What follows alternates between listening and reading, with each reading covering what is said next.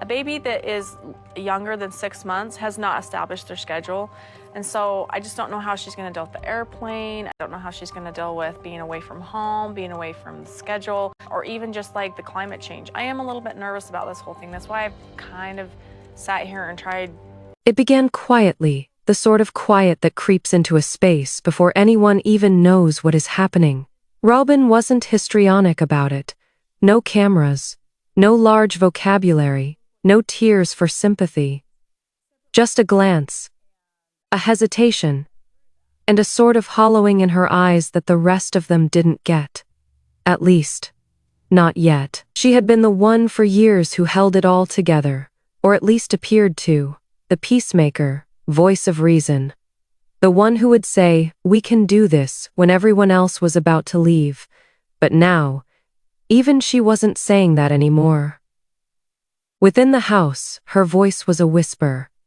Her footsteps were silent. Her presence, once heavy, demanding, irreplaceable, had begun to dissipate. Christine had seen it first. She explained to Janelle that something about Robyn was different, that she wasn't fighting anymore. Janelle shrugged. "Maybe she is tired," she said. But Christine shook her head. "No, this isn't tired, this is done." Kody didn't catch on, not really. He thought she was just letting him have his space. He preferred it that way. Less tension, fewer fights. But what he could not see was that the room she was allowing him was not a gift. It was a goodbye taking shape in slow motion. And for Robyn, it was not a goodbye to him. No, it was to it all. The show, the family, the burden of being the last one standing. In secret, she had begun to pack slowly. Not boxes, not suitcases, just things that were important to her. Her mother's gift necklace. The pictures that left someone out. The diaries she never allowed anyone to see. All of these crept softly into a position of protection. A soon, too, a vacant drawer. A shelf that had once contained a memory, now gathering dust to everyone else. Life was as usual, but to Robyn, it was already finished. She'd lost patience with apologies, dropped trying to mend what was broken beyond recognition, and the more she let go, the freer she felt. Even guilt couldn't halt her now. She knew the world would judge her, name, call her, say that she had ruined the family. But in her heart, she felt that she had done all that she could. Now, silence was all that was left to offer. She rose early the following morning, not because she wasn't sleeping, but because she didn't want to. The house was quiet and somber, the air heavy with all things unsaid. Robyn sat on the edge of the bed, hands folded, gazing at the light seeping through the blinds. It was a moment from her own life that she was seeing outside herself. She had struggled for years for what she perceived as holy, a family, a togetherness, a vow before God. But now that same perception was suffocating her, wrapping itself around her heart like a chain. She remembered the early times, when the family laughed as one, when the children still referred to each other as brothers and sisters rather than sides. Kody's laughter at the time still rang in her ears, and it stung, because it was a part of him that no longer existed. Along the way between fame, betrayal, and pride, the man she loved had vanished. She didn't hold him completely accountable. She knew she had her own set of faults as well. But forgiveness doesn't erase hurt, it just covers it. And Robyn had had enough of covering things up. She looked at the pictures on her dresser. One was of all of them together in the early seasons, arms around each other's waists, faking that everything was all right. Another was of her wedding day with Kody, his smile big. Hers uncertain. She hadn't seen that smile for years. Now every conversation was a transaction, every silence an accusation. When she attempted to speak, he would tell her she was overthinking.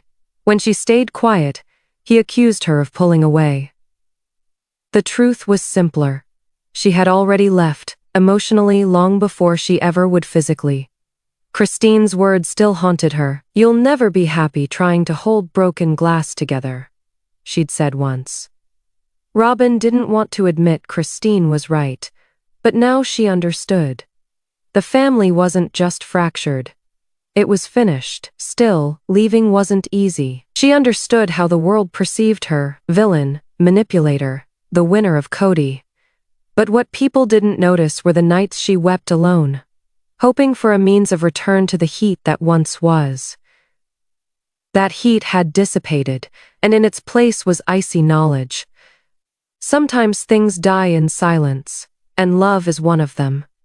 Robyn wasn't furious anymore. Anger is exhausting, and she had no more to give. Instead, she felt acceptance. A deep, quiet sort of peace that frightened her. Because peace, she knew, only follows after you let go of fighting. She got up, went to the window and observed the sun rising. The light fell on everything, the walls, the bed, herself. And for a moment, she allowed herself to dream of a life other than this one. A life without the cameras, without the guilt, without having to constantly prove to everyone that she was good. It was the first time in years that she allowed herself to dream about freedom. But with the sun reaching higher, she realized that this freedom would be paid for. And this price was all that she had ever thought to believe in. Later in the day, Robyn wandered through the house, her footsteps echoing through rooms, once filled with laughter and mayhem. Toys remained in corners unmoved for days. A blanket over the couch brought to mind the movie nights spent with the kids. Believing all would be well. Believing had become second nature. She went by Kody's office, the door ajar, the air stale inside. She hesitated, then stepped in. His office was in disarray, papers scattered all over the place, just like the man himself. Messy, distracted, unavailable. She saw a notebook open on his desk, half-filled pages with notes on money, potential appearances, and show plans. But what stood out was not the text. It was the cold coffee cup next to it. Forgotten cold. Like the love that had once bound them together. She spoke quietly, near whisper. We created all of this, and for what? Her voice broke on the end, the sound barely audible to her own ears. She sat in his chair and closed her eyes. Memories rushed in. Kody, standing here in this same place, speaking so fervently about family, about legacy, about faith. How does someone talk so much about unity and live so in separation? She knew he was not the man anymore. And perhaps she was not the same woman too. Fame had changed something in all of them. It transformed them into characters rather than individuals, plot lines rather than hearts. Each fight, each cry, each confession, captured, dissected, replayed before millions. There was no longer any privacy. No holy ground for mending. Only judgment. And Robyn had borne the brunt of it more than anyone. She stood up, glanced around the one last time, and shut the office door gently behind her. In the corridor, she heard distant laughter from one of her children, a sound they had rarely heard lately. It pierced her heart with love, and also with guilt. She did want to shield them, but from what? From the truth. From the world. From their own father. The lines had blurred so much she didn't know anymore. That night, she made dinner as usual, the way she always did. Routine was her only comfort now. But Kody didn't come home on time. He rarely did, and when he finally walked in, the silence between them said everything words couldn't. You're late, she said gently, not accusingly. He didn't respond. He merely nodded, grumbled something about having nothing to do, and headed up the stairs. No kiss, no hug, just space. Robyn gazed at the vacant seat opposite her. It had once been full of giggles, joking, plans. Now it was mere emptiness. She pushed her plate aside and sat in the silence, the clock ticking the only noise in the room. It was in the silence that she at last acknowledged the reality to herself. Kody had left her emotionally a long time back. The show, the family, the drama. Any of it was no longer relevant. They were all holding on to something that did not exist anymore. But what hurt more was knowing that she wasn't alone in observing, so everybody did. Christine, Janelle, even the audience. Nobody said it out loud, though not yet. That evening, as she flipped off the lights and headed up the stairs, she stopped at the foot of the stairs. She glanced back at the darkened living room and mouthed, "Maybe this is how it ends, not with anger, but with silence." It was her first silent goodbye. The morning after started as any other did, sunlight filtering through half-shut blinds, the distant squabble of children fighting over cereal, and that same emptiness that hung in the air like a presence. Robyn shuffled through the kitchen, cooking breakfast, her mind far away. She cast a glance at her phone, a barrage of messages from producers, publicists, even fans. Everyone wanted something, a comment, a clarification, a comment regarding the changes within the family unit. But Robyn had nothing further to say. Not because she was wordless, but because she'd already spoken everything that needed to be said, and nobody heard her. She scrolled for a second before placing the phone face down on the counter, not being able to face the din any longer. When Kody descended from the upstairs, his face was far away, the same tired, defensive expression he'd been wearing for months. "You didn't answer the producer's call," he said, matter-of-factly brewing himself coffee. She didn't turn around. "There is nothing to answer." He let out a weary, harsh sound. "We can't keep evading them." "Robyn, the show pays our bills." She stiffened, still facing away. "Our bills?" she breathed. "Is that all this is now, a job?" The room fell silent. Kody didn't respond immediately. He didn't need to. His silence spoke volumes. Robyn did turn then, regarding him. Truly regarding. The man who used to be so full of conviction now looked hollow, motivated more by duty than love. "You used to care about us," she whispered. "Not the show, not the money." When did that end?" He gazed up at her, eyelids weighed down. "When everyone lost faith in me," he stated at last. The words struck her harder than she anticipated. She almost sympathized with him for a moment. Almost, but then she remembered Christine. The way she had found peace once she'd left. How her laugh had come back. How fans had rallied around her truth rather than condemning her for it. And Robyn understood something.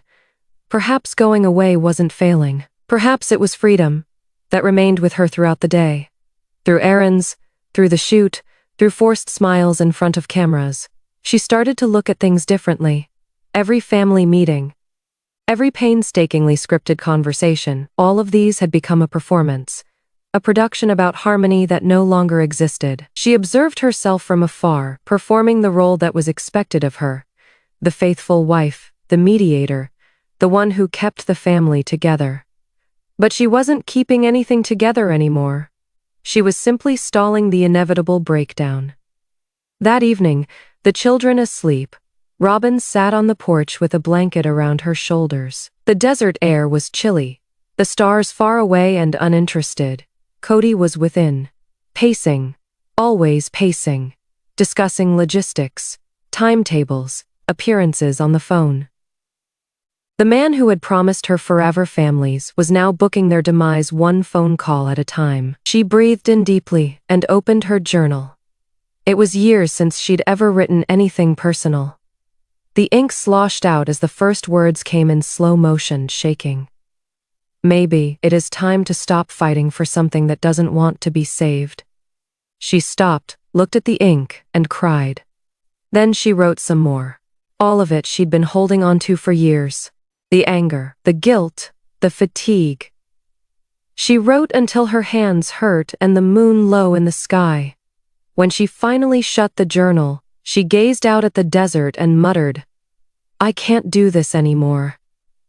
Not in anger, but in release. For the first time in years, she felt something approaching peace. Tenuous, quivering peace. But peace, she didn't realize it yet. But that evening was the night everything started to shift. Not due to some epic battle or explosive argument, but due to one small choice, one made under the stars, without cameras, without producers, without scripts. Just Robyn, by herself, taking back her truth. The following morning, Robyn awoke early before anyone else.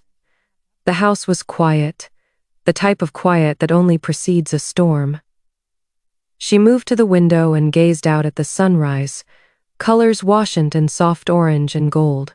For a moment, she just stood there, holding the weight of all that she was going to do. Today was not about conflict. It was about clarity. She had lived in emotional captivity, and she was about to break free. She brewed coffee and sat down at the table, considering all the years that had brought her to this place. Every episode, every confession, every moment she spent justifying herself to an audience that only ever heard half the truth. She had thought for so long that if she simply worked harder at it, smiled brighter, defended Kody more, kept quiet more often, everything would improve. But the reality was stark. Love does not thrive in the dark, and forgiveness does not exist where truth is evaded. When Kody descended, she didn't speak initially. He made coffee, grumbled something about having a meeting later, and sat opposite her.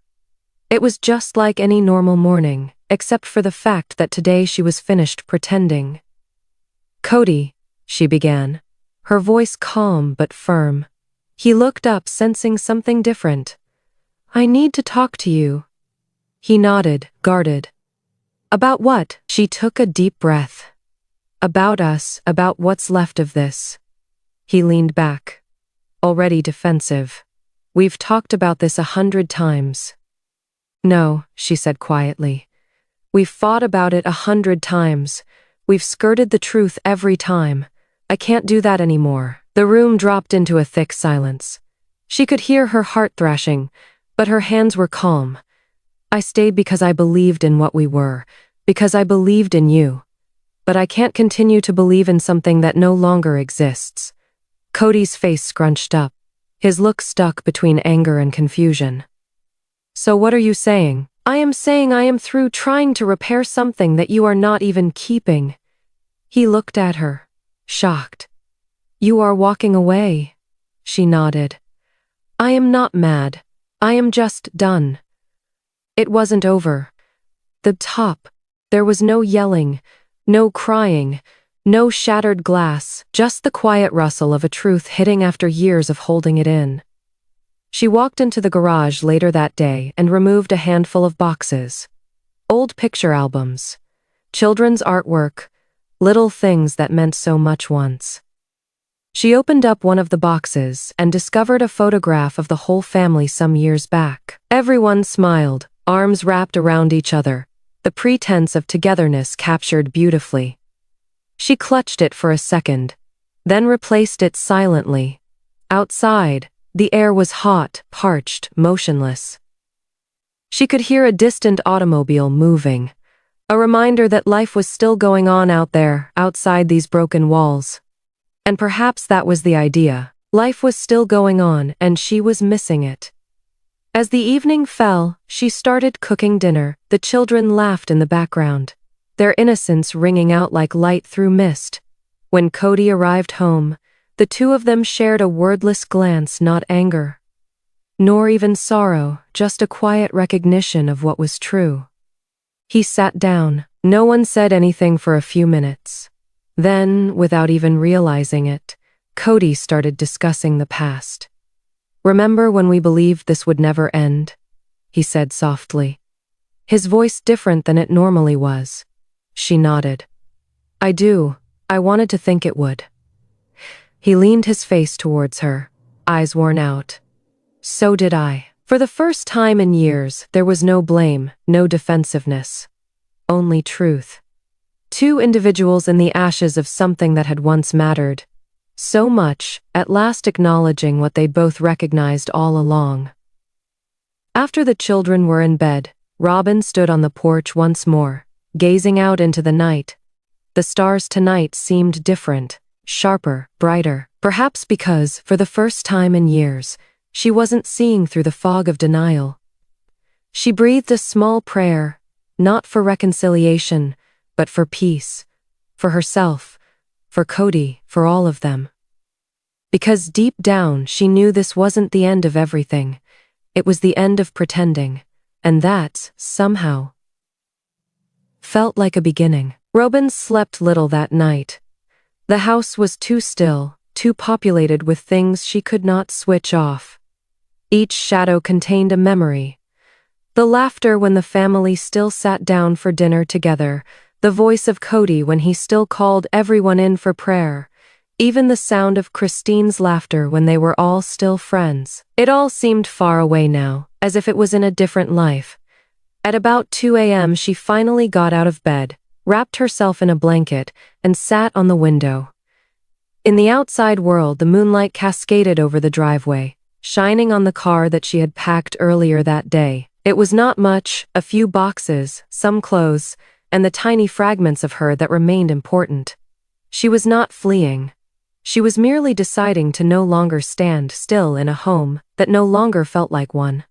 In silence, she wondered how odd it was that the end never looks like we picture. No cameras tonight. No soundtrack music. No episode to wrap up the series.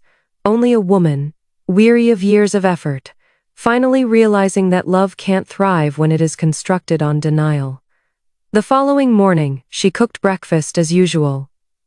The children came downstairs sleep-eyed, not realizing that this was to be their last morning in the house as a family. Kody appeared as well, his face deathly pale from a night of fitful sleep.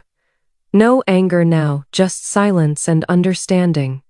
He filled a cup with coffee, sat down across from her, and for a very long time, neither of them spoke. Then, at last, he said something. "You are actually leaving," he whispered.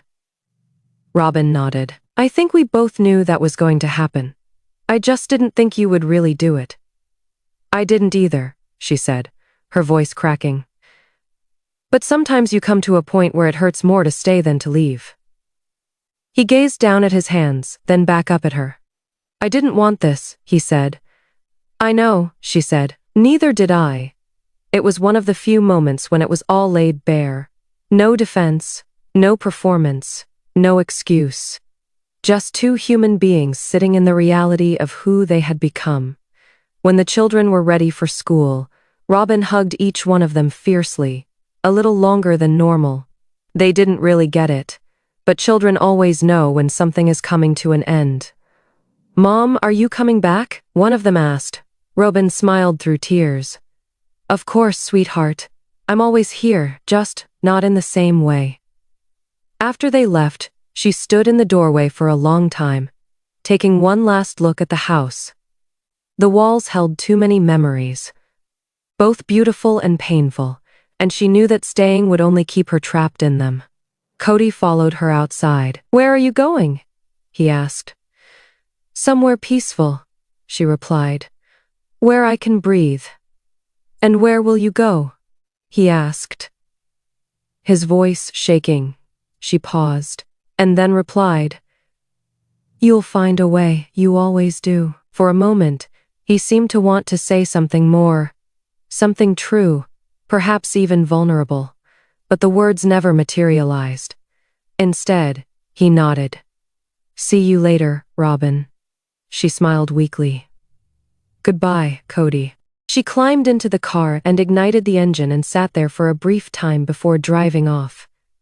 In the rearview mirror, she saw Kody watching her drive away. It wasn't heartbreak or anger that she felt. It was relief, the kind of relief that comes when you no longer have to carry something that was never yours alone to bear. As she drove along the familiar roads, the pressure on her chest slowly dissolved. The desert lay before her, endless and still, a reflection of emptiness and possibility. For the first time in years, she wasn't a character in another person's book. She was the writer once more. The silence in the vehicle was thick, but tranquil. She did not have to fill it with words or sound. She allowed herself to think, allowed herself to feel, all that she had smothered beneath years of compromise and expectation. When she hit the outskirts of town, she pulled into a small gas station. The clerk smiled at her, just an ordinary person in an ordinary place. It was such a little thing, but it made her remember that life continued on. Even after the cameras ceased shooting undefinitus, she pulled away again. She muttered to herself, "You did it." Not with pride, but with gentle confidence. Undefined, she had no idea what the future held, but she finally trusted herself enough to discover it. As her car faded into the distance, the wind bore with it the final whispers of a life she had believed would go on forever. The sun was rising over the desert, casting gold across the horizon, and for the first time in years, she wasn't considering what others wanted of her. She was simply existing, free from the perpetual strain. The whispers, the rules that unspoken, had governed every step she took. She reflected on how odd it was to have spent all those years struggling for something she had long since lost. In her heart, all the weeping, the apologies, the efforts to fix things, it all boiled down to one reality she could no longer deny. You can't create peace where there is no trust. Christine had learned that lesson initially. Janelle as well. Even Mary, though quietly. But for Robyn, it took more time. She was the one who was meant to have it all: love, home, security. But in the end, she found herself with the most broken pieces. She had tried to cling to a dream, but the dream had already taken a different shape. What was once unity had turned into survival, and survival had become loneliness. Somewhere along the way, between the endless silences and all-night fights, the family ceased to be a family. They became shreds of what they used to be, memories masquerading as people. And as she stood there, watching the world whiz by outside her car windows, Robyn realized this wasn't her farewell. This was the whispering end to a narrative that had exhausted all it had to conceal. In the rearview mirror, the mountains receded into the pale blue of morning. She didn't cry. She didn't glance back again. Instead, she smiled faintly but truly. Because for the first time, there was nothing to prove. She wasn't the villain or the victim any longer. She was just a woman who had finally chosen herself. That evening, when the world slept and the stars went on forever over her new town, Robyn sat on her porch with a steaming cup of tea. The air was colder here, quieter. There were no camera lights, no hovering producers, no tense family gatherings, only quiet. She did think about her children, about providing for them something new, something real. She knew they would gossip. They always did. But this time, she didn't mind. Her farewell had not been boisterous. But perhaps that was the idea. Not all endings must blow. Some merely die down, like a candle finally free to burn itself out. Somewhere far away, Christine and her new husband were both laughing. Janelle was coming back to strength. Even Kody, lost in his own introspection, was discovering what it was to struggle in solitude. They were all moving ahead, apart, but in some way still tied together by the tale they had lived. Robyn gazed up at the stars and whispered, near a murmur, "Perhaps that is what family is. Not those who remain, but those who depart when they come to comprehend." The wind danced through the leaves, and for the first time in a long time, it didn't sound like loss. It sounded like peace. She took a deep breath, closed her eyes, and smiled. The silence no longer frightened her. It was the music of her new life, one no longer constructed on deception but on reality.